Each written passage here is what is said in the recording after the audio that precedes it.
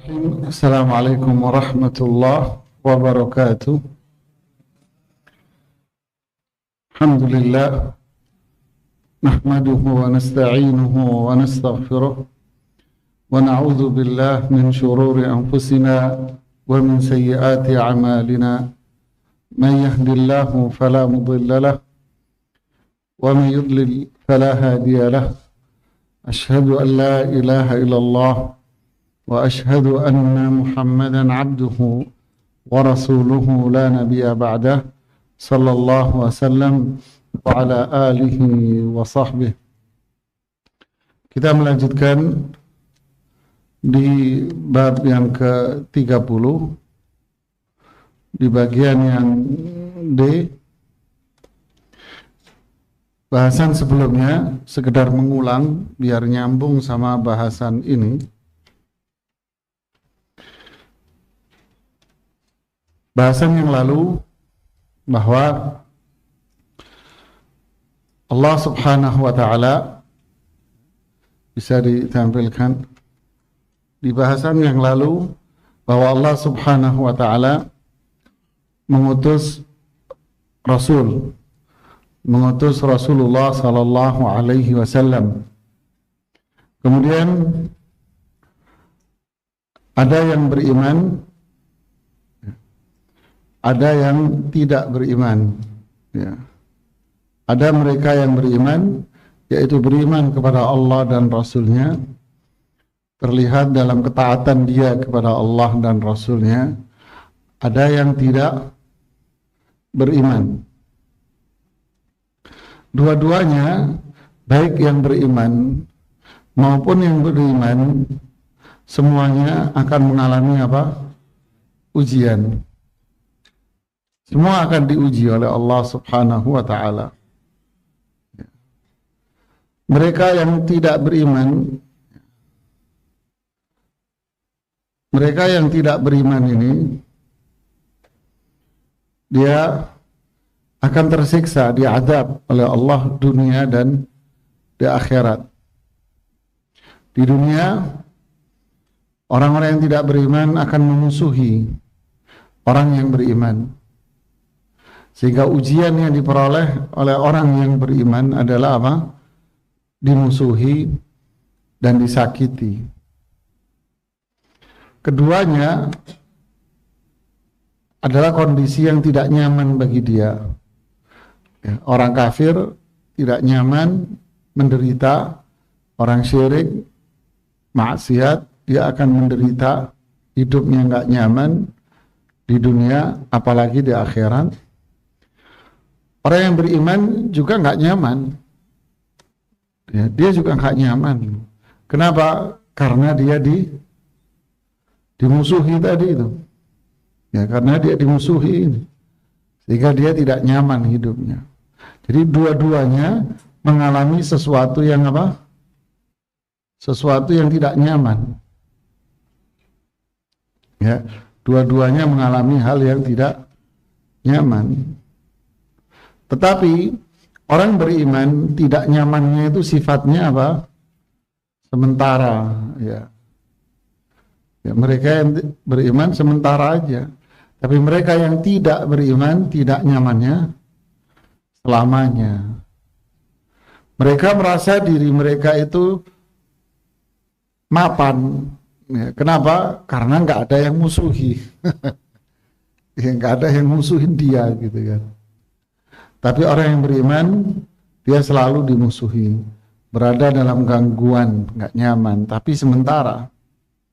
Nah, ini yang kita bahas pada pertemuan yang lalu. Ya. Orang beriman, dia akan di surga, walaupun hidup di dunianya dia tidak nyaman, dia akan di surga dia. Tidak nyamannya sementara saja. Tapi kalau mereka yang tidak beriman, di neraka dia. Sudah di dunia menderita, tersiksa batin, ya, kemudian di akhirat diazab oleh Allah Subhanahu wa ta'ala. Nah, bahasan berikutnya ini masih pada bahasan tentang ujian. Ya. Kembali penulis Al-Imam Ibnu Qayyim rahimahullah bicara tentang masalah ujian. Ya. Fadhal dibaca. Bismillahirrahmanirrahim. Qala musannif rahimahumullahu ta'ala. D.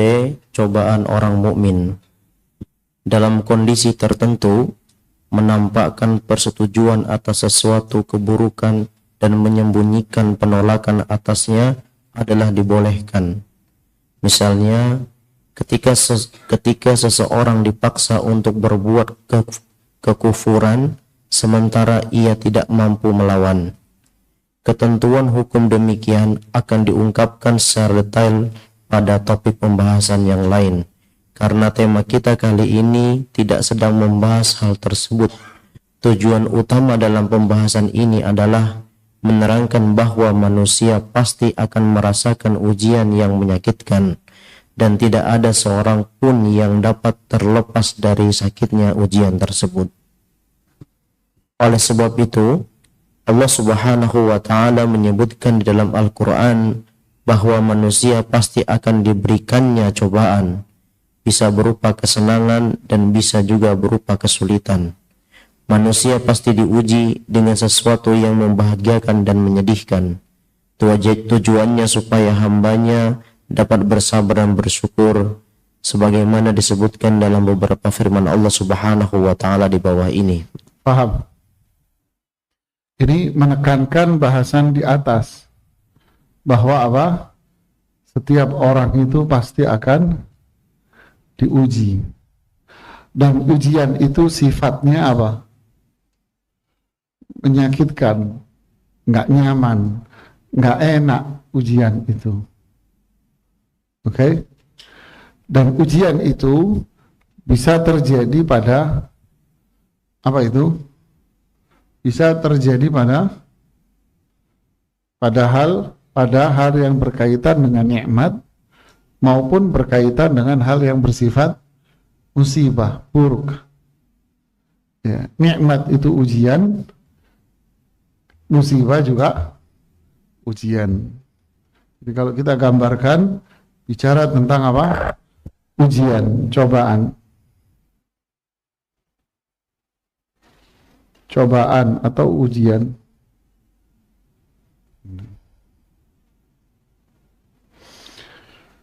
Ujian ini sifatnya apa?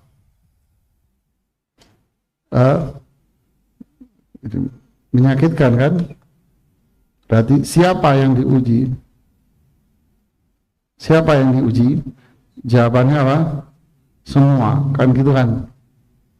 Kemudian apa sifatnya? Sifat ujian ini apa? Tidak nyaman. Kan gitu. Tidak nyaman. Bahkan sampai apa? Menyakitkan. Oke. Paham? Terus. Bentuknya apa ujian ini?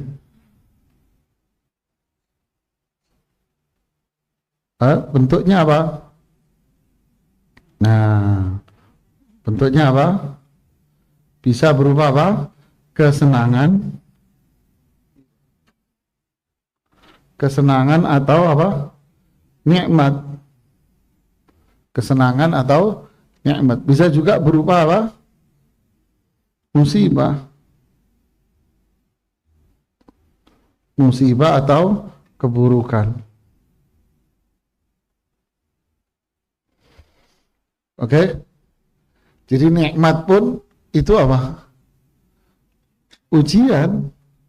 Ya. Musibah pun, sesuatu yang buruk pun apa? Ujian. Apa dalilnya yang kita hafal? Siapa tahu dalilnya apa?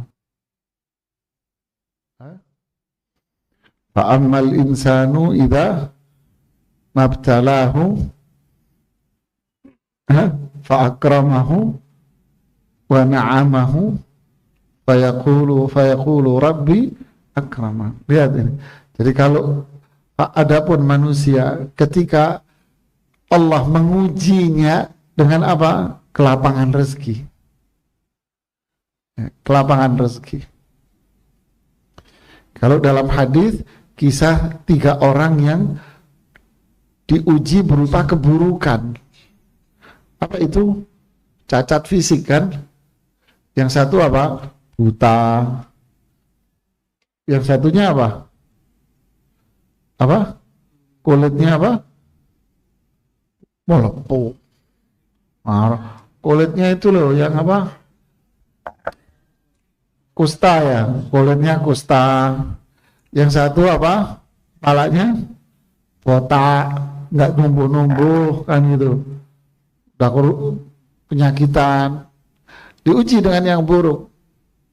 Lalu Allah ingin menguji lagi dia dengan apa? Kesenangan. Diutus malaikat ke sini, ke sini, ke sini. Kamu pengen apa? Ya, saya pengen sembuh, normal. Terus apa lagi? Saya pengen punya harta ini kan gitu. Ini onta, ini sapi, ini kambing kan gitu ya.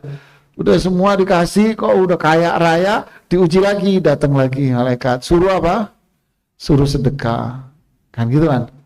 Jadi keburukan ini ujian, kenikmatan juga ujian, kaya juga ujian, miskin juga ujian, sehat ujian, sakit ujian, cantik ujian, elek juga ujian. Kan begitu kan jamaah ya?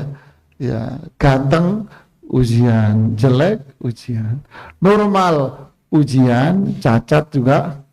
Jadi semuanya sama saja. Ya.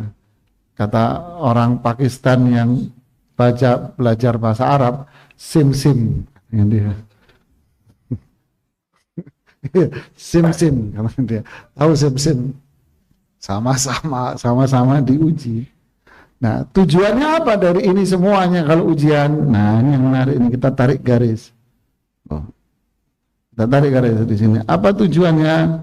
Semua mengarah kepada satu titik. Apa itu? Yaitu apa? SS. Apa SM? Sabar dan syukur. Kan gitu kan? SS. Ya. Apa itu? Ini dulu kita bahas ini di awal-awal bahasan ini sama beliau, sama Imam Ibnu Qayyim. Sabar dan syukur. Ya, dikasih kesenangan juga harus sabar. Maksudnya sabar di sini apa? Jangan maksiat. Berarti kalau syukur apa? Taat. Nah, jadi dikasih kesenangan, jangan maksiat dan tetap taat. Jadi kata dan di sini kan gitu. Nah, dikasih musibah, keburukan, jangan maksiat dan tetaplah taat. Sederhana jemaah. Sederhana nulisnya Ustaz. Ya kan bener kan? Sederhana apa? Nulis sederhana. Ngamalinnya? Susah jemaah. Nah, tuh kan gampang sederhana kan? Ya Allah, gampang ya. Ya, semoga Allah memberikan kemudahan buat kita semuanya. Tafadhal.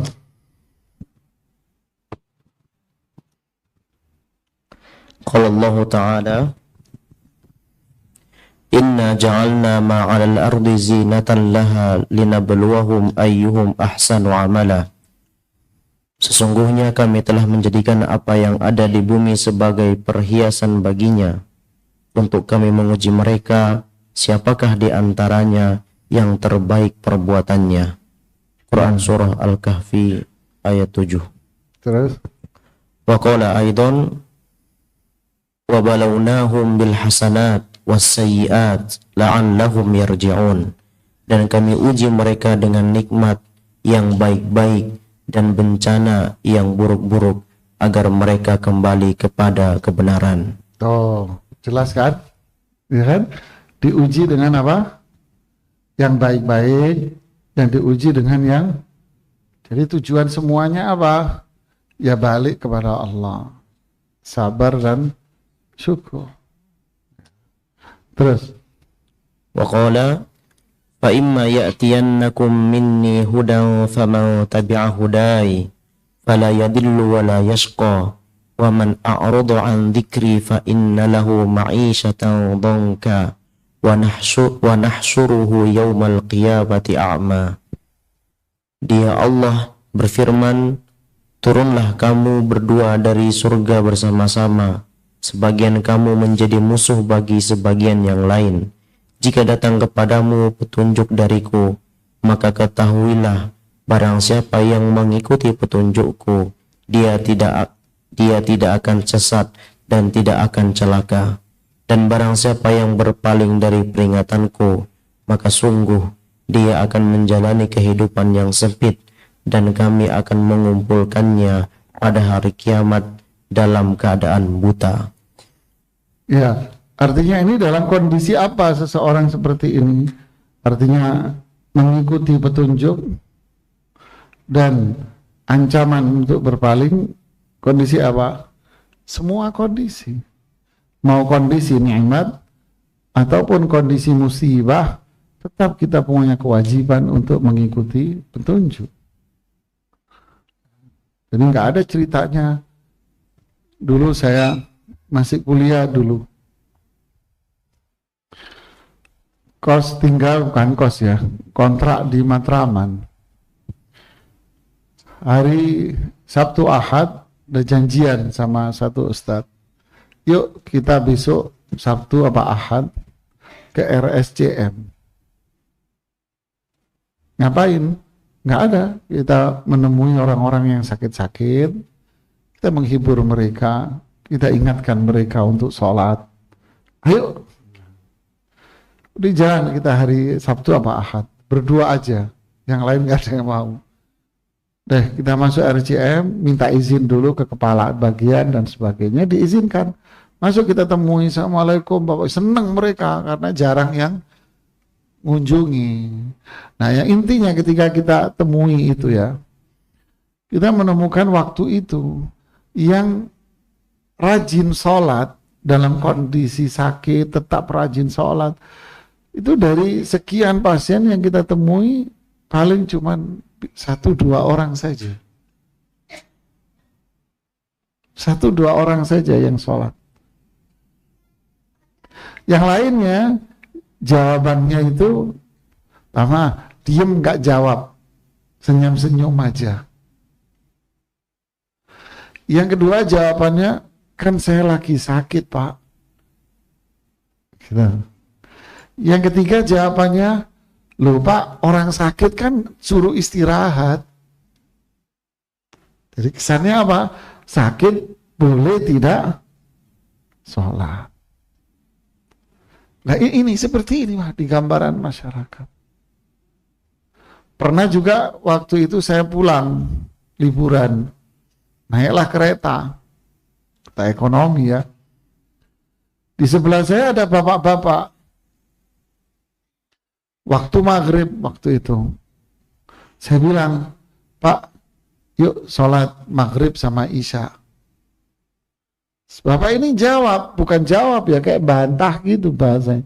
Dek, orang bepergian kok masih sholat? Orang bepergian ini kan sulit, boleh lah nggak sholat dek. Di tahun 90-an saya dipanggil adik, memang masih muda ibu ya. Sekarang juga masih muda kok. Jadi inilah mindset masyarakat.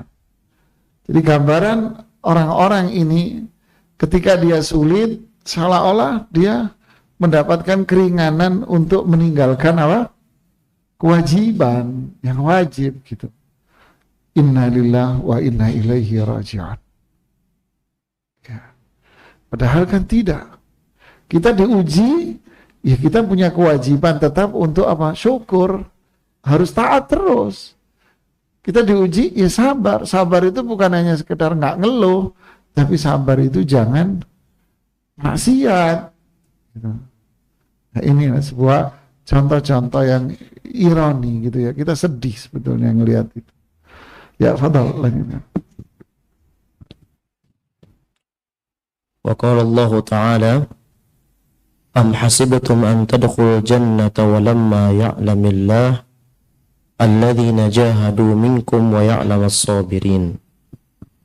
Apakah kamu mengira bahwa kamu akan masuk surga padahal belum nyata bagi Allah orang-orang yang berjihad di antara kamu dan belum nyata orang-orang yang sabar. Berarti sebelum masuk surga diapain? Diuji. Nanti tujuannya apa? Ya orang tahu, Allah pengen tahu siapa yang beriman. Nah, kembali ke yang di atas tadi. Siapa yang beriman dan siapa yang tidak. Jadi yang beriman diuji, Pak. Yang tidak beriman diuji juga. Jadi semua ini, hidup ini adalah ujian buat semuanya. Tapi tentu dengan ujian yang bentuk ujiannya apa? Berbeda. Yang ini ujian untuk menguatkan iman. Nanti akan dijelaskan. Kenapa Allah menguji orang beriman? Dengan nikmat dan musibah. Nah, dijelaskan sama beliau. Orang kafir kenapa diuji? Ya untuk menambah penderitaan. Dia tambah tersiksa dia. Lanjutkan. Sebelumnya Allah Subhanahu wa Ta'ala juga berfirman dalam surah Al-Baqarah pada ayat ke-214, dan mayoritas ayat dalam surah Al-Baqarah diturunkan sebelum surah Ali Imran. Am hasibtum an tadkhulul jannata walamma ya'tikum mathalul ladzina khalaw min qablikum massathumul ba'sa'u wad-dharra wa zulzilu hatta yaqula ar-rasulu walladzina amanu ma'ah mata nasrullah ala inna nasrallahi qarib.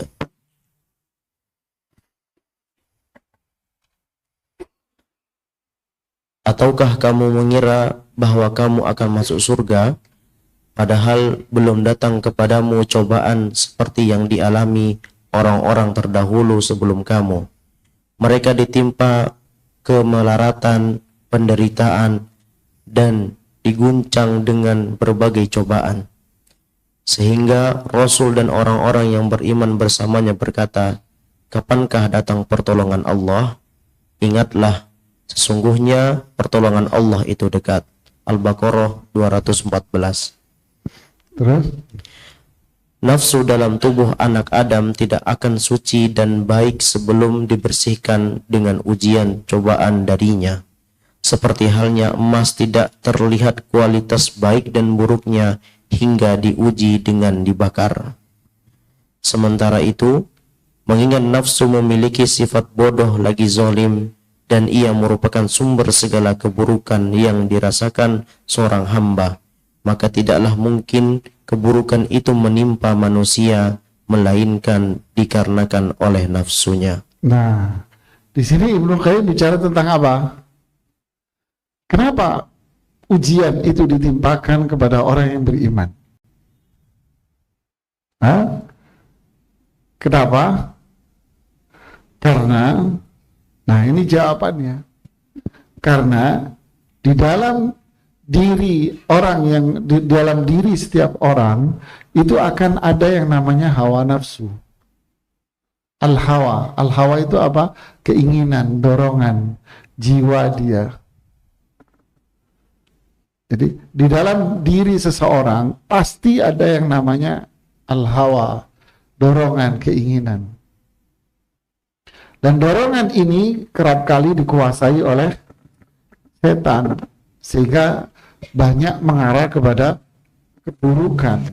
Makanya istilah hawa nafsu itu identik dengan hal yang bersifat apa? Buruk. Nah, setiap jiwa orang pasti ada itu, gitu loh. Pasti ada itu.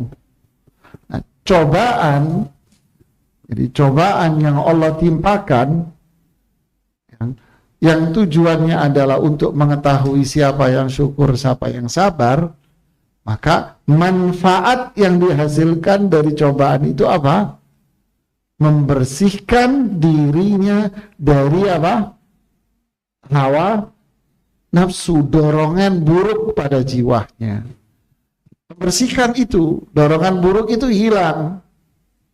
Karena dorongan buruk inilah yang menjadikan orang itu berada dalam apa? Apa itu? Keburukan, maksiat. Nah, dengan cobaan ini, dorongan itu akan hilang, jemaah. Kan? Nah, di sini berarti ada apa?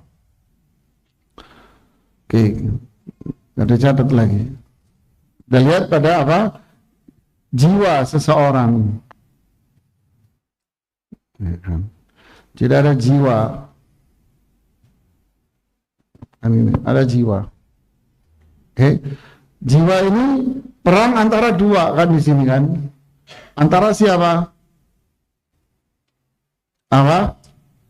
Hawa nafsu.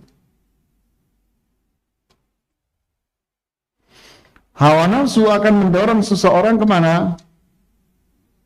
Keburukan, maksiat,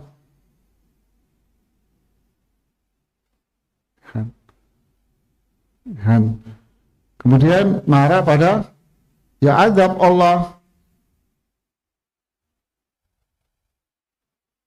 Kemudian di sini ada ujian buat jiwa kita. Ujian, cobaan. Oke.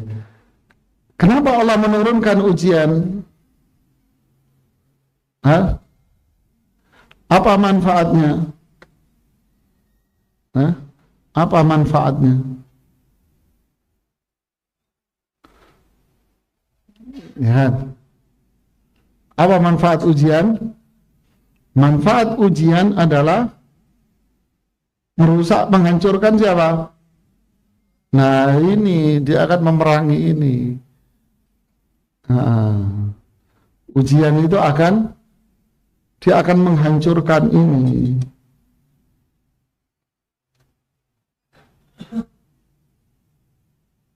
Ya, jadi ujian akan menghancurkan siapa? Hawa nafsu.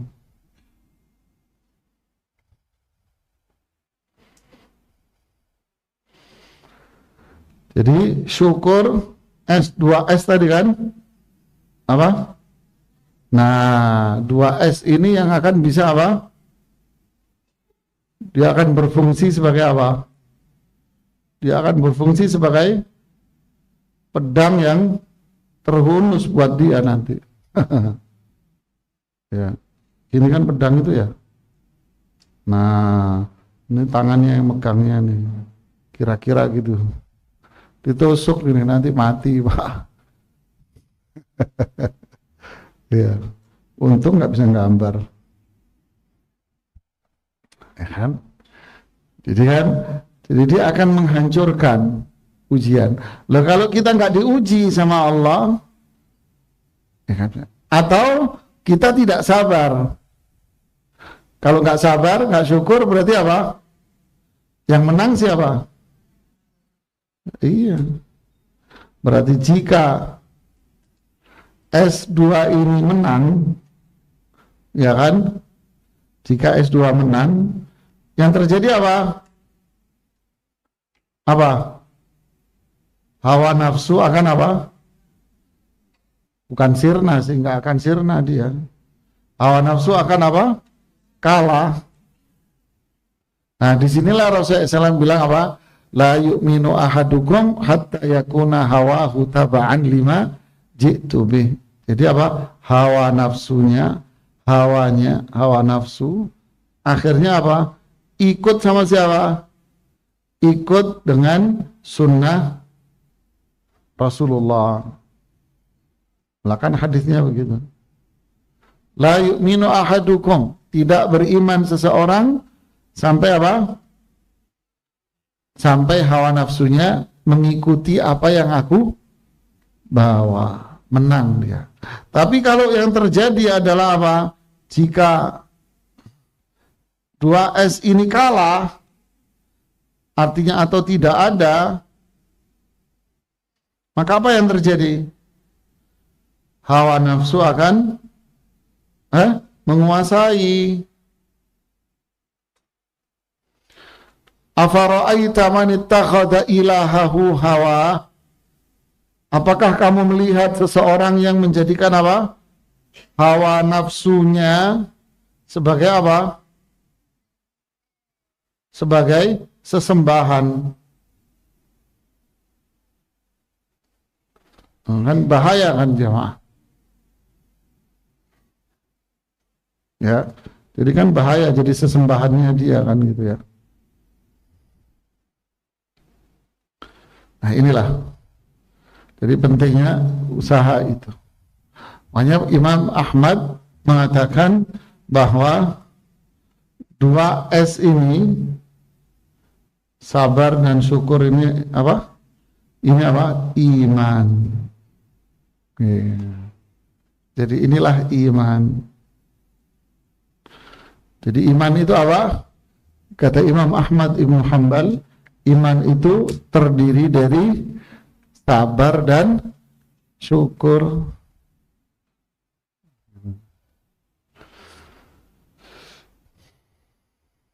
Ya, fadhal, dilanjutkan.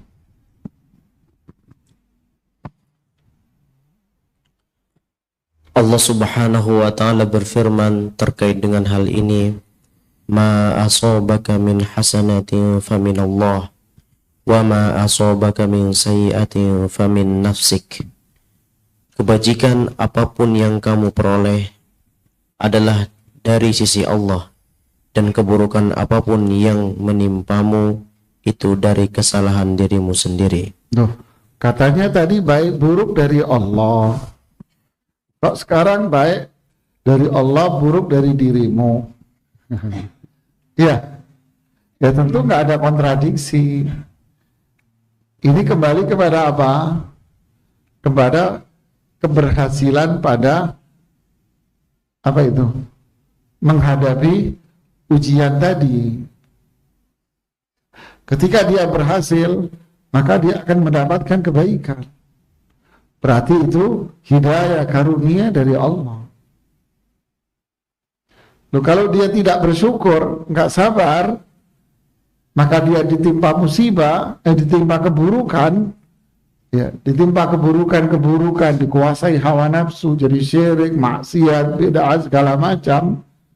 Karena dia tidak syukur dan sabar, maka itu semua sebabnya siapa?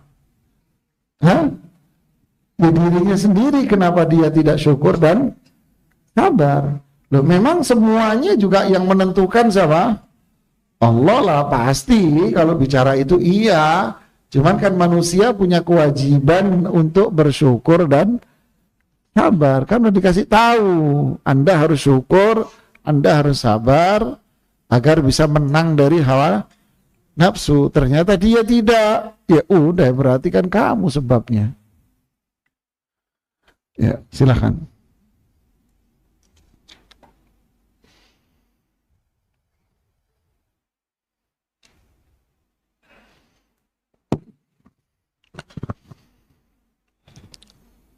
Allah Ta'ala, awalamma asobatkum musibah qad asabtum mislaiha qultum anna hadha qul huwa min indi anfusikum innallaha ala kulli syai'in qadir. Dan mengapa kamu heran? Dan mengapa kamu heran ketika ditimpa musibah, kekalahan pada perang Uhud, padahal kamu telah menimpakan musibah 2 kali lipat kepada musuh-musuhmu pada perang Badar. Kamu berkata, ya,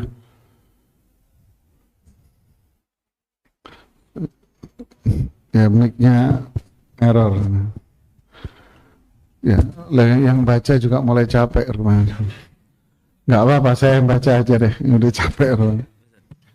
Kemudian di ayat yang berikutnya pada surat Asy-Syura ayat 30 Allah mengatakan, wa ma asabakum min musibatin fabima kasabat aydikum wa ya'fu an katsir. Allahu akbar. Dan musibah apapun yang menimpa kamu, nih satu, adalah disebabkan oleh perbuatan tanganmu sendiri. Oh. Karena kita tidak syukur dan sabar. Dan Allah memaafkan banyak dari kesalahan-kesalahanmu. Walaupun demikian, ya Allah akan memaafkan semuanya. Ya. Kemudian di surat Al-Anfal, "Dzalika bi anna Allah lam yakun mughayyiran ni'matan an'amaha 'ala qaumin hatta yughayyiru ma bi anfusihim wa anna Allah sami'un 'alim." Yang demikian itu karena sesungguhnya Allah tidak akan mengubah suatu nikmat yang telah diberikannya kepada satu kaum hingga kaum itu mengubah apa yang ada pada diri mereka sendiri. Sungguh Allah Maha mendengar, Maha mengetahui. Jadi pada aslinya apa? Pada aslinya Allah itu memberikan nikmat. Lalu Allah memberikan ujian. Untuk apa? Untuk menguji kita, apakah kita tetap tegar di atas kenikmatan, tetap iman atau tidak. Di saat dia tidak sabar dan syukur, maka itu akan berubah menjadi sebuah apa? Ujian. Ujian pun akhirnya jadi berubah menjadi keburukan. Berubah menjadi apa? Keburukan. Nikmat berubah menjadi buruk. Kenapa? Karena tadi berarti keburukan juga ujian dong. Iya. Mau tobat apa enggak? Kalau dia tidak mau tobat, ya dia akan terus berada dalam keburukan. Makanya Ibnu Qayyim bilang di tempat yang lain, dia bilang Allah tidak akan merubah nikmat yang Allah berikan kepada hamba sampai hambanya sendiri yang merubah nikmat itu. Paham tidak? Jadi Allah nggak akan merubah. Setiap bayi lahir dalam kondisi apa? Fitrah, Islam, tauhid, iman, taat, baik. Tapi kalau ternyata ada hamba yang kufur, syirik, maksiat, berarti dia tidak apa? Tidak menjalankan 2S tadi. Sehingga dia berada dalam keburukan. Allah uji pula dia ketika berada dalam keburukan. Untuk apa? Ya biar dia tobat kembali. Kalau dia tobat kembali, dihapus dosanya sama Allah. Kalau tidak, dia akan terus berada dalam keburukan-keburukan. Jadi sebabnya siapa? Hah? Ya manusia sendiri sebabnya. Karena dia yang merubah. Allah nggak akan merubah. Fitratallahi allati fataran nasa 'alaiha la tabdila li khalqillah. Inilah fitrah yang Allah ciptakan dan enggak akan dirubah. Manusia yang merubah ketika dia tidak iman. Ya. Kemudian wa idza aradallahu biqaumin su'an fala maradda lahu wa ma lahu min dunihi min wal. Dan apabila Allah menghendaki keburukan terhadap satu kaum, maka tak ada yang dapat menolaknya dan tak ada pelindung bagi mereka selain dia. Iya, kalau Allah sudah mentakdirkan si fulan akan ditimpa satu keburukan, orang beriman ditimpa keburukan. Apa keburukan yang ditimpa orang beriman? Satu, cacian, hinaan, ya kan? Dari orang kafir. Dua, apa itu? Hawa nafsu yang tadi, ya kan? Hawa nafsu itu keburukan. Pasti itu terjadi. Nggak ada yang bisa menolaknya. Cuman masalahnya, dia berhasil nggak dengan 2S tadi itu? Kalau dia berhasil, wah menang dia. Tapi kalau dia kalah dengan cobaan itu, ya udah, kelar lah. Game over jemaah. Allah telah mengabarkan hukuman-hukuman yang ditimpakan kepada setiap umat sejak zaman Nabi Adam hingga akhir masa nanti. Dalam semua hukuman yang ditimpakannya itu, dia Allah Subhanahu wa taala selalu menegaskan bahwa manusialah yang telah menzalimi dirinya sendiri. Mereka adalah orang-orang yang menzalimi, bukan yang dizalimi. Paham? Jadi kenapa Allah menimpakan azab? Ya, kamu zalim. Bukan karena kamu dizalimi, enggak. Tapi karena kamu zalim, makanya Allah mengazab. Orang pertama yang mengakui kezaliman diri sendiri adalah ayah dan ibu seluruh manusia itu sendiri, yaitu Adam dan Hawa. Ngaku berarti apa? Kembali kepada jalan Allah, kembali kepada prinsip iman, syukur dan sabar. Akhirnya kalah, hawa nafsunya menang, jadi Ambar yang beriman. Fala warab qala rabbana zalamna anfusana wa in lam taghfir lana wa tarhamna lanakunanna minal khasirin. Keduanya berkata, ya Rabb kami telah menzalimi diri kami sendiri. Jika engkau telah mengampuni kami dan memberi rahmat kepada kami, niscaya kami termasuk orang-orang yang rugi. Jadi lihat, taubat kepada Allah, kembali kepada iman, diampuni, berarti bersih lagi, jadi orang beriman lagi.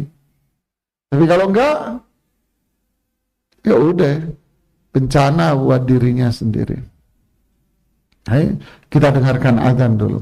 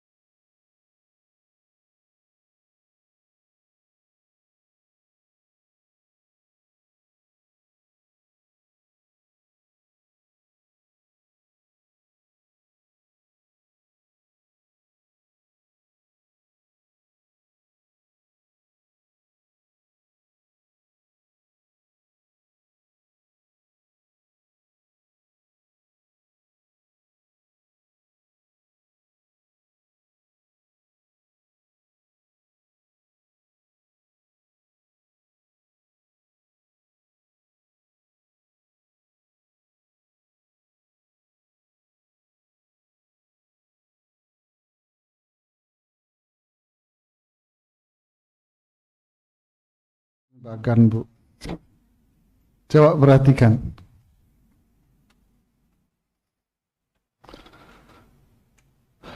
Nikmat dan ujian itu selalu berdampingan, ya kan?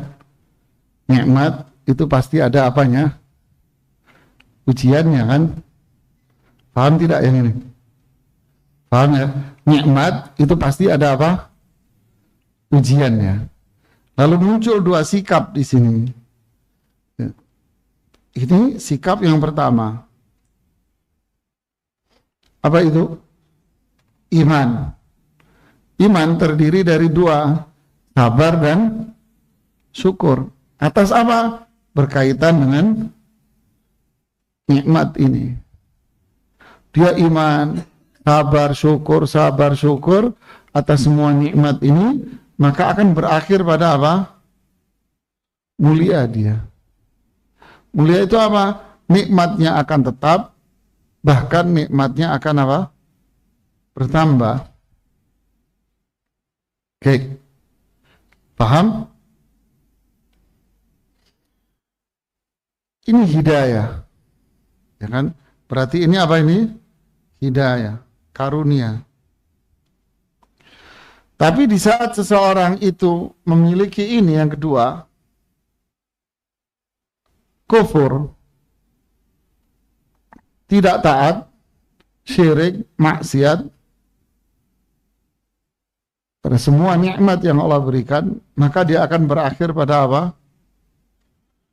Kehinaan dan keburukan.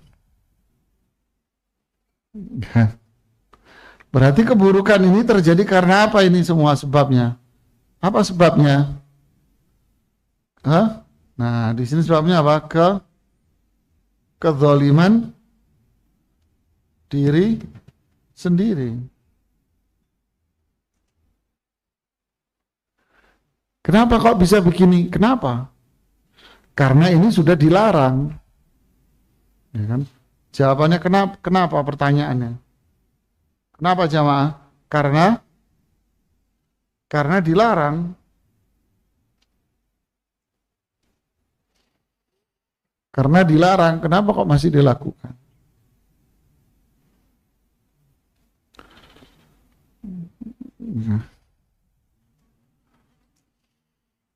Paham, Pak?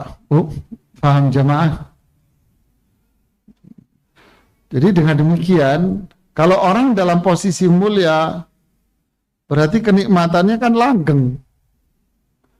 Paham tidak? Tapi kalau dia dalam kondisi kufur, berarti nikmat ini berubah. Kan gitu kan? Berarti kenikmatannya apa?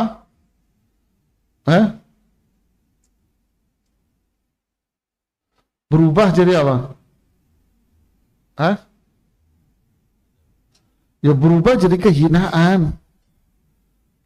Ya itu kan di ayat yang tadi, dzalika bi anna Allah lam yakun mughayyiran ni'mah. Allah enggak merubah nikmat.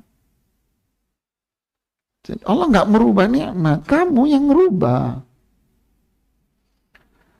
Dan orang yang beriman diuji juga. Sama nikmat itu dalamnya ada ujian. Tapi karena dia terus iman, terus ini, maka langgenglah iman itu.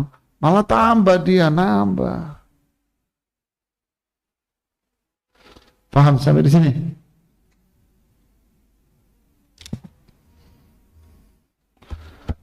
Oke. Adapun kepada iblis, beliau kembali mengatakan rahimahullah, adapun kepada iblis Allah berfirman, la amla anna jahannama minka wa mimman tabi'aka minhum ajma'in. Sungguh aku akan memenuhi neraka jahanam dengan kamu dan dengan orang-orang yang mengikutimu di antara mereka semua. Kenapa? Karena mereka semuanya apa tadi? Zalim.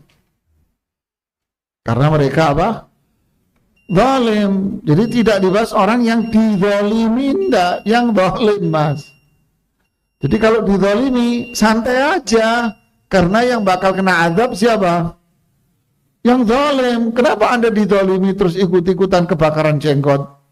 Kata orang kan gitu. ikut-ikutan. Loh, akhirnya yang dizalimi berubah jadi apa? Zalim juga kamu. Terus gimana? Ya udah, jangan dibalas. Ya. Wa idza khatabahumul jahiluna qalu salam. Kalau orang-orang jahil ini mengajak bicara dia, maka dia memilih selamat. Apa milih selamat? Nggak dibalas. Kalau memang hukum negara atau memang hukum syar'i harus ditegakkan kepada dia, ya memang ditegakkan. Seperti dia ternyata mencuri, dia membunuh, kan harus ditegakkan buat dia. Begitu juga hukum negara, si fulan melakukan ini itu, hukum negara harus menegakkan hukuman bagi orang ini, ditegakkan. Biar apa? Biar jadi jerah buat masyarakat. Kemudian, sesungguhnya iblis hanya diikuti oleh orang-orang yang tersesat dari kalangan manusia. Lihat, qala rabbi bima aghwaytani la uzayyinanna lahum fil ardi wa la ughwiyannahum ajma'in. Iblis berkata, Rabbku, oleh karena engkau telah memutuskan bahwa aku sesat. Lihat nih omongannya iblis ini. Membahe setan nih, ya Ma. Engkau telah memutuskan bahwa aku sesat. Lihat nih. Lalu apa yang terjadi? Aku pasti akan jadikan kejahatan terasa indah bagi mereka di bumi. Artinya apa? Provokator hebat. Buat apa? Memprovokasi orang. Apa itu? Aku akan menyesatkan mereka semua. Nah, cari teman. Tapi ada yang nggak bisa dijamah, illa ibadaka minhumul mukhlasin, kecuali hamba-hambamu yang terpilih di antara mereka. Imannya kuat, 2S-nya kuat ya. Ya. Allah juga berfirman, inna ibadi laisa laka alaihim sultan illa man ittaba'aka minal ghawin. Sesungguhnya kamu iblis tidak kuasa atas hamba-hambaku. Nggak bisa kamu nyentuh hambaku. Yang mana? Yang iman. Kecuali mereka yang mengikutimu, yaitu orang yang tersesat. Kalah dia. Ya, kalah dia dari ujiannya. Kata al-ghawi, dan ia merupakan akar petunjuk kata al-ghawin dalam ayat di atas. Jadi al-ghawin itu aslinya ghayi. Aslinya ghayi. Maknanya adalah menuruti hawa nafsu. Tuh kan. Ya kan di diagram tadi, gambar tadi. Jadi al-ghawin itu orangnya. Kata kerjanya adalah ghayi. Apa ghayi? Mengikuti hawa nafsu. Kalah berarti dia. Para sahabat radhiyallahu anhum juga mengakui bahwa kezaliman dan keburukan berasal dari diri sendiri. Gitulah. Kita, karena Allah menciptakan manusia dengan fitrah yang bersih, lurus. Lurus, bersih. Hal ini sebagaimana ucapan yang dinukilkan dari Abu Bakar, Umar, Ibnu Mas'ud radhiyallahu anhum. Dalam hal ini, aku menegaskan demikian menurut pendapatku, kata Ibnu Qayyim. Ini pendapat saya. Bahwa biang dari semua keburukan ini adalah kezaliman diri sendiri. Ini pendapat saya, kata beliau. Jika yang kukatakan benar, maka itu datang dari Allah. Sedangkan jika yang kukatakan salah, maka itu datangnya dari diriku dan bisikan syaitan. Masya Allah, tawaduk yang luar biasa, jemaah. Inilah orang alim, ya, tidak pernah apa mengklaim dirinya baik. Waj'alli waziran min ahli Harun akhi. Ya Allah, angkatlah siapa? Harun sebagai teman saya. Dia orangnya lebih baik dari saya. Harun pinter ngomong, komunikasinya bagus. Sedangkan saya kurang bisa ngomong, ya Allah. Bener Nabi Musa nggak bisa ngomong, nggak bisa komunikasi? Tidak, nggak mungkin Nabi nggak bisa komunikasi. Gimana mau dakwah kalau nggak bisa komunikasi? Ini bagian apa? Bagian apa? Mengakui kelebihan orang lain. Dia punya kelebihan. Kemudian apa? Inilah sifat tawadhu. Tidak pernah merasa dirinya apa? Tinggi. Tapi justru malah menganggap orang lainlah lebih tinggi dari dia. Padahal siapa yang lebih tinggi, Nabi Musa apa Nabi Harun? Nabi Musa, ulul azmi. Nabi Musa. Jadi inilah sifat Nabi dan Rasul, tawadhu yang luar biasa. Tapi kalau iblis ngomongnya apa? Ana khairun minhu, anak saya lebih bagus saya lebih baik daripada Adam. Siapa Adam? Gue disuruh sujud sama Adam, enak aja. Nah ya kan, nunjukkan beda jauh. Inilah satu akhlak mulia. Dari mana akhlak ini muncul? Iman, tauhid. Dari sifat syukur, sabar yang luar biasa akan melahirkan akhlak yang seperti ini. Tapi ketika syukur, sabar tak ada, maka dia menganggap dirinya hebat, mapan, sudah enak, sudah tinggi. Muncullah di saat itu perilaku-perilaku yang negatif. Waliyahudzubillah. Kemudian dalam hadits qudsi dari Abu Dzar yang diriwayatkan oleh Rasulullah SAW dari Rabbnya, hadits qudsi, disebutkan bahwa Allah Subhanahu wa taala berfirman, "Ya ibadi, innama hiya a'malukum uhsiha lakum, thumma uwaffikum iyyaha, faman wajada khairan falyahmadillah, wa man wajada ghaira dzalika fala yalumanna illa nafsah."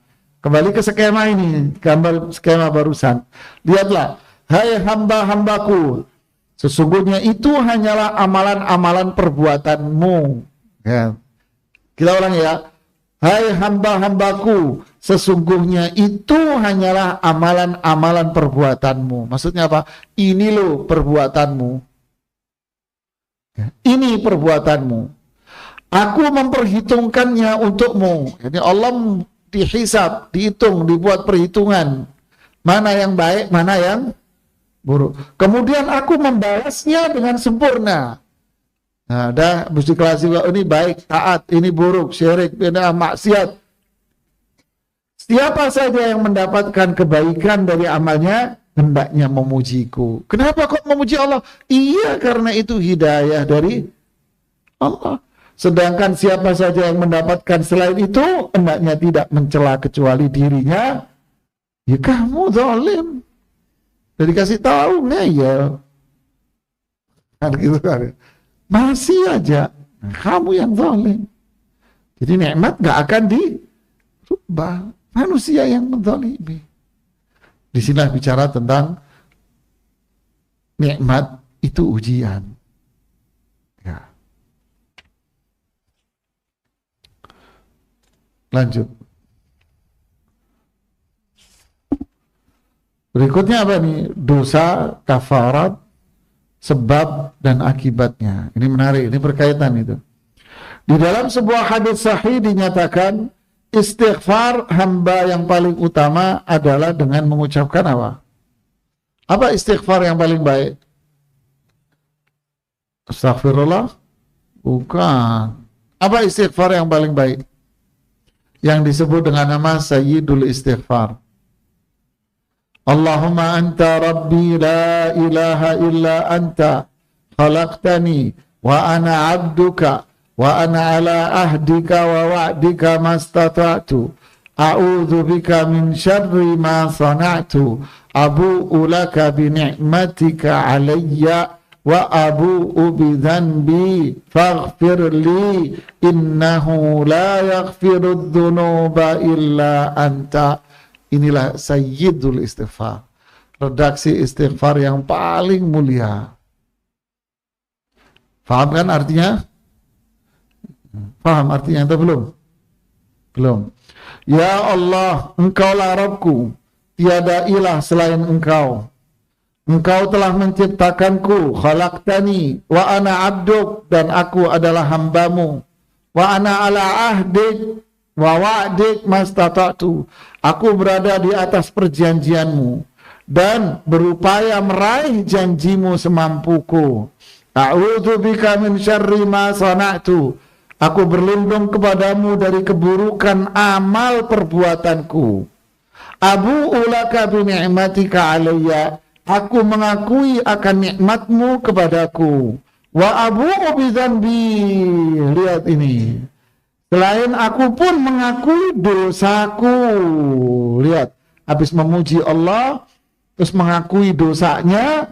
Berikutnya apa? Faghfirli. Karena itu ampunilah aku. Memuji Allah lagi di sini. Innahu la yaghfirudz dzunuba illa anta. Karena sesungguhnya tidak ada yang mengampuni segala dosa kecuali. Apa keutamaan doa ini? Siapa saja yang mengucapkannya pada pagi hari dengan penuh yakin akan kandungannya, lalu ia meninggal antara pagi sampai sore, maka orang itu akan masuk surga. Ya Allah, jemaah. Begitu pula siapa saja yang mengucapkannya pada sore hari dengan penuh keyakinan, lalu ia meninggal dunia pada malam itu sampai fajar meninggal, maka dia masuk surga. Ya Allah, baca gitu doang ya. Tapi bukan sekedar baca, tapi dengan apa? Tapi penyakitnya apa? Lalai, alias lupa, alias pikun semua. Juga dari Abu Bakar As-Siddiq melalui jalur Abu Hurairah dan Abdullah bin Amr, Nabi SAW mengajarkan Abu Hurairah zikir yang selalu dibaca beliau pada pagi dan sore dan saat hendak tidur. Zikir apa itu? Allahumma fatiras samawati wal ard. Apa? Enggak ada yang hafal. Alimal ghaibi wasyahadah, Rabba kulli syai'in wa malikah. Apa? Asyhadu an la ilaha illa anta, a'udzu bika min syarri nafsi wa min syarri syaitani wa syirkih wa an aqtarifa ala nafsi su'an aw ajurrahu ila muslim. Ya Allah, pencipta langit dan bumi, yang mengetahui yang gaib dan yang nyata, Rabb segala sesuatu dan yang menguasainya. Aku bersaksi bahwa tiada ilah selain Engkau. Lihat. A'udzu bika min syarri nafsi. Aku berlindung kepada Engkau dari kejahatan diriku. Lihat kan? Berarti setiap jiwa pasti ada dorongan buruk. Wa syarri syaitani wa syirkih, dan kejahatan setan beserta sekutunya. Wa an aqtarifa ala nafsi su'an. Aku pun berlindung kepadamu dari melakukan keburukan terhadap diriku. Lihat. Aw ajurrahu ila muslim. Ya. Atau dari melakukannya terhadap seorang muslim. Ini luar biasa ini doa. Zikir-zikir ini. Kemudian Rasulullah SAW berpesan, ucapkanlah doa itu pada waktu pagi, sore, dan ketika hendak tidur. Baca doa ini. Faham jemaah? Ya. Masya Allah ya. Setoran hafalan. Yang hafal minggu depan ada hadiahnya. Ya, ada hadiahnya ya. Oke, setoran dua apa? Dua zikir nih. Sayyidul Istighfar sama yang ini. Ya. Minggu depan yang hafal dikasih hadiah. Tapi bukan cari hadiahnya loh ya. Kita cari kemuliaannya. Ya. Berikutnya, adapun di dalam khutbahnya Nabi SAW biasa mengucapkan Alhamdulillah nasta'inuhu wa nastaghfiruh wa na'udzu billahi min syururi anfusina min sayyiati a'malina, dan seterusnya. Segala puji bagi Allah, kami memohon pertolongan dan memohon ampunan kepadanya, dan kami berlindung kepada Allah dari kejahatan diri kami dan keburukan perbuatan kami. Di manusia ini hawa nafsunya banyak. Di sini butuh apa? Iman, syukur, sabar, iman, syukur, sabar terus. Ya, mengamalkan. Biar apa? Biar jiwa kita ini bersih dari ini.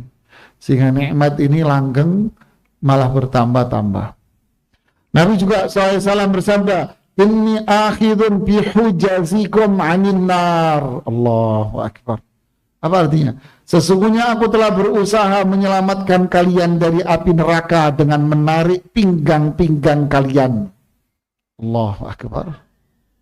Rasulullah SAW narik kita dari belakang, biar kita gak kecemplung ke neraka. Tapi apa yang terjadi? Wa antum tatahafatuna tahafutal firash. Tapi kalian tetap berguguran masuk ke neraka ibarat laron. Inna lillahi wa inna ilaihi raji'un. Manusia diumpamakan dengan serangga itu, yaitu laron. Karena apa? Bodoh. Lihat nih jamaah. Karena apa? Bodoh. Kalau bahasa Jawa Timur apa? Goblok. Diumpamakan dengan laron karena goblok, kata orang Surabaya. Pelan-pelan aja, kalau terlalu kenceng bahaya. Kemudian yang kedua karena apa? Gerakannya yang cepat dan perilakunya yang kurang. Ya, orang bodoh itu kurang jamaah. Kurang apa? Kurang peduli, nggak perhatian, seenaknya sendiri, semaunya sendiri, nggak mau nurut sama aturan Allah dan Rasulnya. Laron memang dikenal sebagai salah satu binatang yang bodoh tapi licik. Berarti orang bahlul itu apa? Licik. Udah bahlul licik, belut. Di hadis lain Rasulullah SAW menyebutkan, "Mathalul qalbi mathalu risah mulqah bi ardin falah." Hati itu tak ubahnya seperti bulu yang dibuang di tanah lapang yang luas. Allahu Akbar. Sedangkan pada hadis lain disebutkan perumpamaan serupa yang berbeda. Al-qalbu asaddu taqalluban minal qidri idza stajma'at ghalayanan. Hati itu lebih dahsyat bergolaknya, yakni perubahannya, daripada bergolaknya air di dalam tempayan pada puncak didihnya. Jadi hati lebih dari itu semua. Dapat dibayangkan bagaimana gambaran kecepatan gerakan bulu dan golakan air di dalam tempayan yang mendidih apabila disertai dengan bodoh. Pas jamaah kan? Itu jiwa siapa? Manusia yang zalim, yang maksiat, syirik, dah bodoh, licik, cepat berubahnya sekali. Nas'alullah al-afwa wal. Oleh sebab itu sering dikatakan kepada orang yang berhasil menundukkan orang yang disesatkannya, dia berhasil nih memprovokasi dia untuk berbuat syirik, maksiat, dibilang apa? Innahu stakhaffah. Ia telah mempengaruhinya, merendahkan dia. Seperti firman Allah tentang Qarun, fastakhaffa qaumahu fa'ata'uh innahum kanu qauman fasiqin. Fir'aun dengan perkataannya itu, provokasinya, mempengaruhi kaumnya. Bahasa halusnya. Berarti apa yang dimaksud mempengaruhi kaumnya? Membodoh-bodohin kaumnya. Kaumnya dibikin apa? Dibikin bodoh, diajarin licik, diajarin tak peduli dengan aturan. Sehingga mereka pun patuh sama kepadanya. Bodohnya jadi patuh lagi. Sungguh mereka adalah kaum yang fasik. Allah juga berfirman, Wasbir inna wa'dallahi haq wa la yastakhifannaka alladhina la yuqinun. Lihat. Maka bersabarlah engkau Muhammad. Sungguh janji Allah itu benar. Apa itu? Yang iman akan ditambah nikmatnya. Nikmat iman, keberkahan, dihapus dosanya, keburukan jiwanya dihilangkan. Pasti benar. Lalu apa? Jangan sekali-kali dan sekali-sekali jangan sampai orang-orang yang tidak meyakini kebenaran itu tadi itu menggelisahkan engkau, membuat kamu hina, gampang diprovokasi, gampang dibodoh-bodoh sama orang. Jangan. Terakhir beliau menyimpulkan, orang yang gelisah atau ragu-ragu tidak teguh pendiriannya. Lihat nih. Jadi orang yang jiwanya itu sudah rendah, hina, yang tadi itu, yang zalim sebagainya, pendiriannya apa? Pendiriannya kayak laron. Pendiriannya kayak bulu. Nggak punya. Hatinya selalu guncang. Berbeda dengan orang yang yakin pendiriannya pasti teguh. Maka seseorang baru saja dikatakan yakin apabila ia telah bersikap teguh pendiriannya. Iman, syukur, sabar. Dan yakin di sini merupakan wujud keteguhan iman di dalam hati seseorang, baik dalam hal pengetahuan ataupun amal perbuatannya. Tuh. Karena terkadang seseorang mempunyai ilmu pengetahuan yang baik, doktor, S3, profesor, namun jiwanya tidak sabar tatkala menghadapi musibah, nggak syukur, bahkan menjadi terguncang atau goyang karenanya. Berarti profesor pun kalau nggak ada iman, nggak sabar, nggak syukur, jadi apa?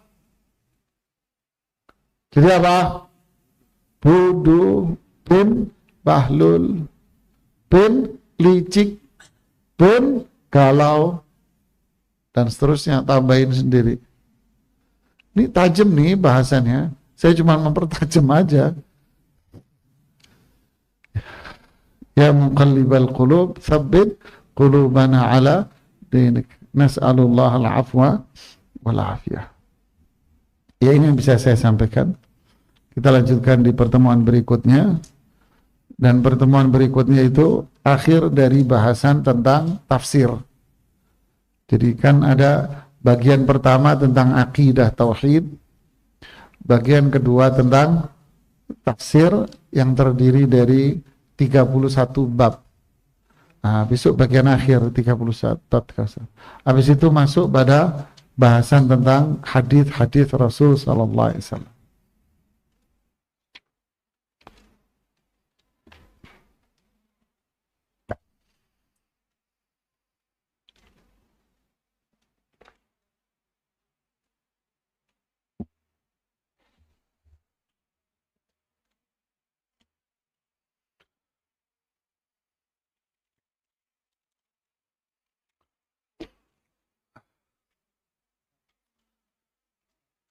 Waduh, serem ya. Suami saya dokter bedah. Waduh, hati-hati Bu, berantem di bedah Ibu.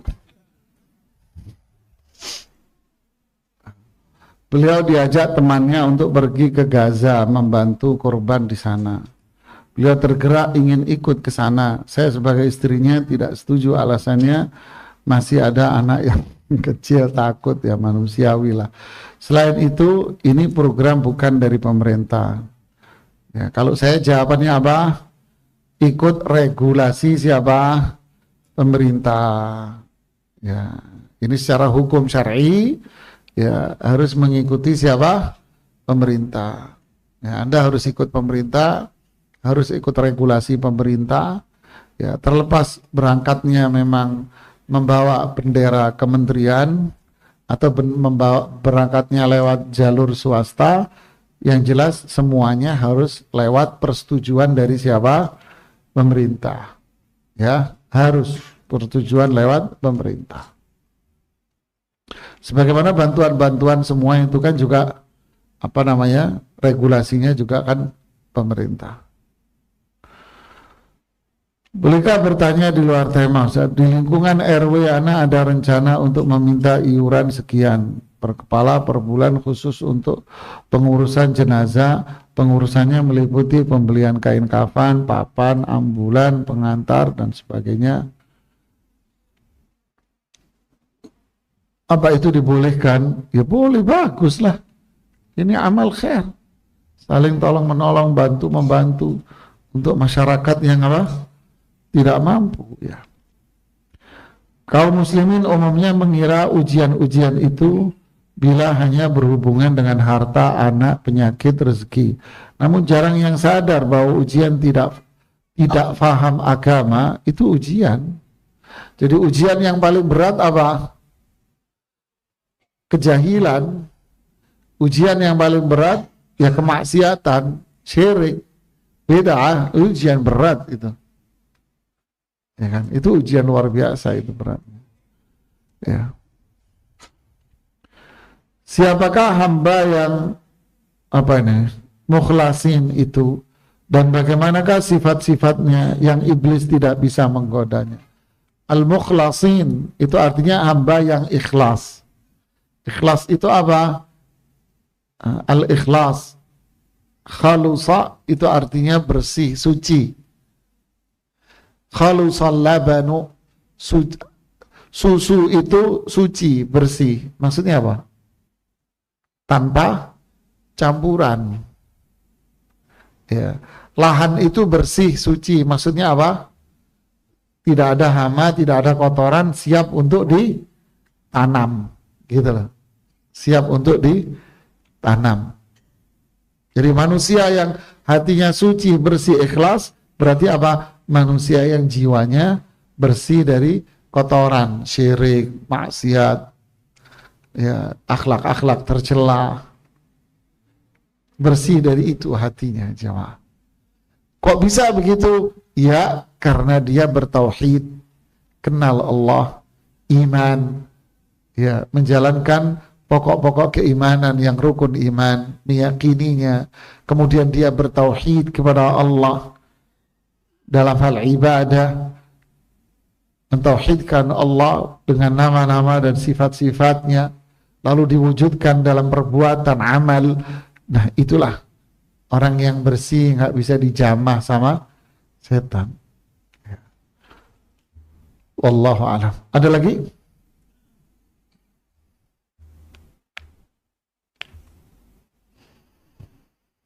Cukup? Dari WhatsApp. Ya, silakan. Pertanyaan dari WhatsApp. Assalamualaikum, Ustaz, izin bertanya. Istri saya menyuruh saya untuk mengurus akta cerai sedangkan saya belum mempunyai uang untuk pengajuan ke pengadilan. Saya juga butuh pengacara karena jarak saya dengan pengadilan ada beberapa kota. Sedangkan istri juga nggak mau mempermudahnya dengan mengurus sendiri. Kalau saya mengulur pembuatan akte cerainya, apakah saya berdosa, Ustaz? Karena mungkin saya juga belum berkepikiran untuk menikah lagi dan mengevaluasi kejadian-kejadian dan perbuatan saya. Mohon nasihatnya, Ustaz. Ya, barakallahu fiik. Jawabannya, kenapa Anda cerai? Ya kan? Kenapa Anda harus bercerai? Cerai itu memang bisa menjadi solusi. Ya, cerai memang jadi solusi, bisa menjadi solusi. Tapi seringkali cerai itu pelampiasan dari sebuah kekesalan hawa nafsu, yang pada akhirnya dalam kondisi itu cerai bukan solusi, malah menjadikan kondisi dia semakin terpuruk. Konflik suami istri ribut karena nggak cocok, lalu dia minta cerai dengan pikiran yang sempit, dia mengatakan, saya mending cerai terlepas dari masalah ini daripada berumah tangga. Pikiran sempit. Ketika dia cerai, justru masalahnya itu malah panjang kali lebar, tinggi kali rendah. Tambah panjang masalahnya. Loh kok bisa? Iya, karena Anda hidup sendiri. Hidup sendiri itu panjang, masalah panjang.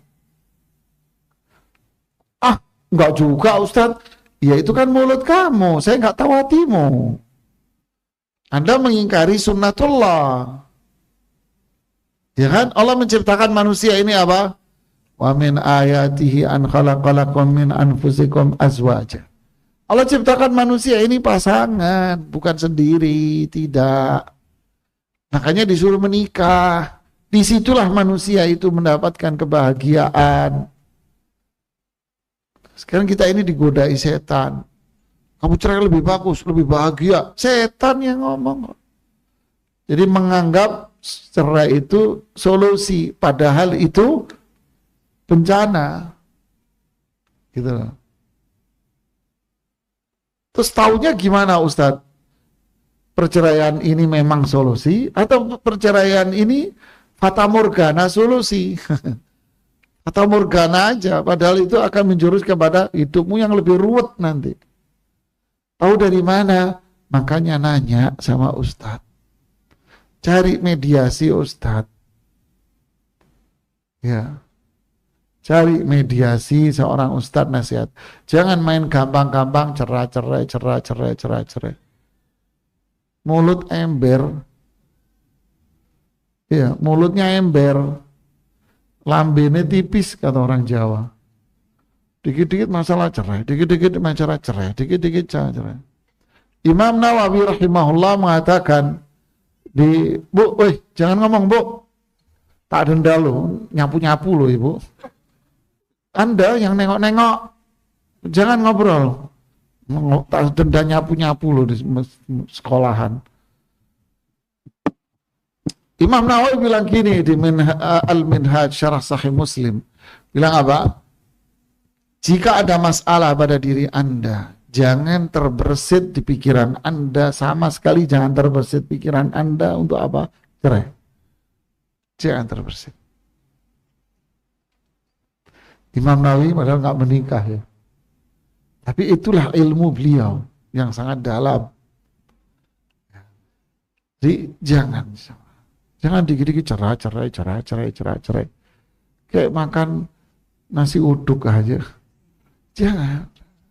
Ada masalah, diselesaikan sendiri, minta sama Allah. Wa may yattaqillaha yaj'al lahu makhraja. Takwa sama Allah, nanti Allah kasih solusi.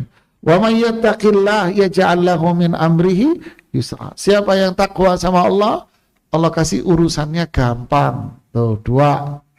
3, wa may yattaqillah yaj'al lahu furqana. Ya, siapa yang bertakwa, Allah kasih dia ilmu sehingga dia bisa membedakan mana yang benar, mana yang salah. Solusi ini 3 nih. Dikasih solusi, kasih kemudahan, dikasih ilmu. Anda tahu ayat ini muncul di mana? Ayat ini muncul di ayat surat Tolak. Ini ayat-ayat ini muncul di penghujung-penghujung dari surat cerai. Apa yang ingin disajikan?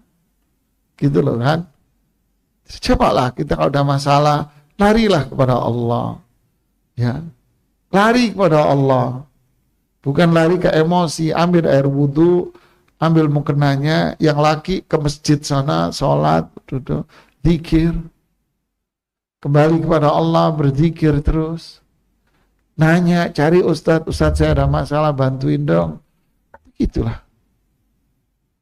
Ya, jangan masalah dikit-dikit cerai. Ceraikan saya, ceraikan diriku. Waduh. Aduh, sinetron zaman tahun 80-an.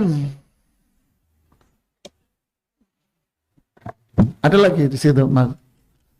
Ada lagi pertanyaan.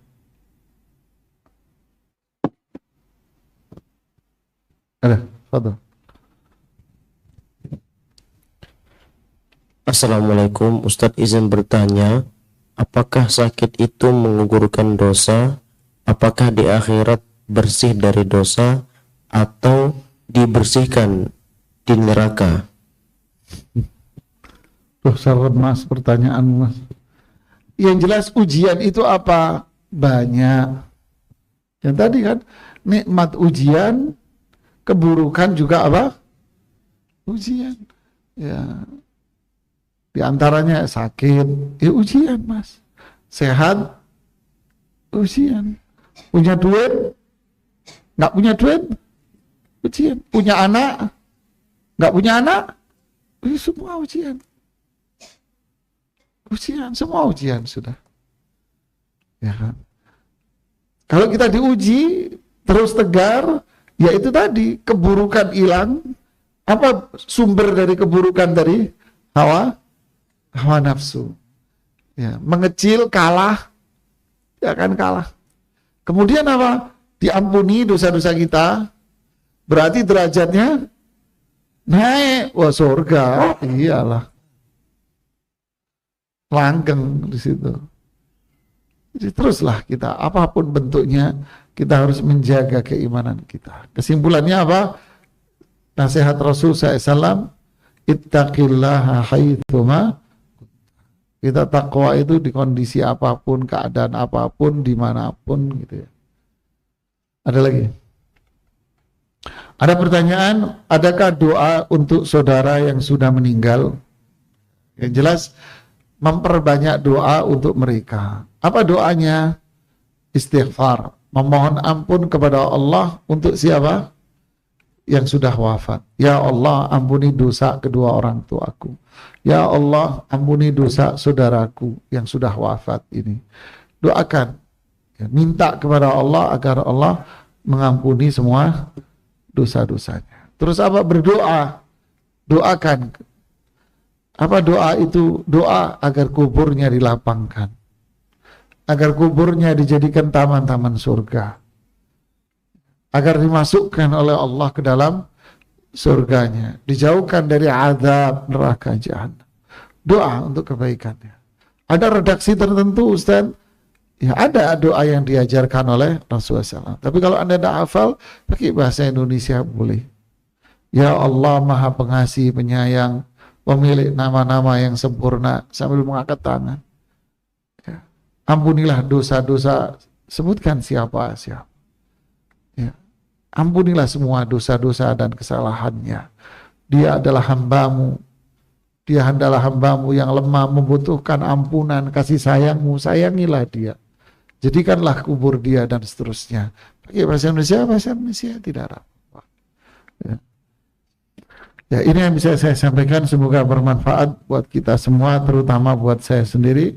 Semoga Allah mengampuni dosa kita, memberikan keteguhan iman buat kita semuanya, dan memberikan kepada kita nikmat istiqamah untuk terus bertauhid dan menjalankan sunnah Rasul sallallahu alaihi wasallam, menjauhkan dari diri kita berbagai macam keburukannya, dan memberikan keselamatan buat kita semua di dunia dan di akhirat. Subhanakallahumma bihamdik, asyhadu an la ilaha illa anta, astaghfiruka wa atubu ilaik. Assalamualaikum warahmatullahi wabarakatuh.